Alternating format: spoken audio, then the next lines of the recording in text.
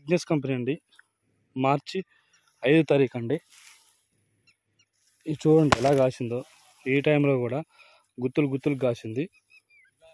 మార్చి 5 తారీఖు కూడా చూడండి ఎలా ఉందో. కింద నుంచి పైదాకా మస్తు కాపు ఉంది. కాయ సైజు కూడా బాగుంది. తాలికాయ శాతం కూడా లేదు.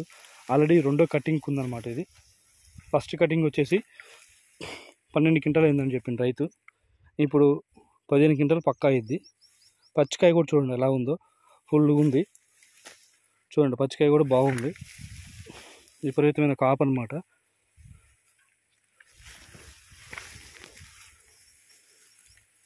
చూడండి ఎలా ఉందో కాపు.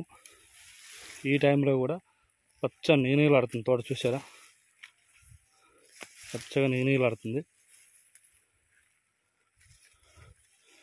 కాపు సైజు కానీ కాయ కానీ క్వాలిటీ కానీ దగ్గర ఉంది. చూడండి ఎలా ఉందో. విపరీతమైన కాపు అనమాట. తాలు శాతం కూడా లేదు. దగ్గర కాపు.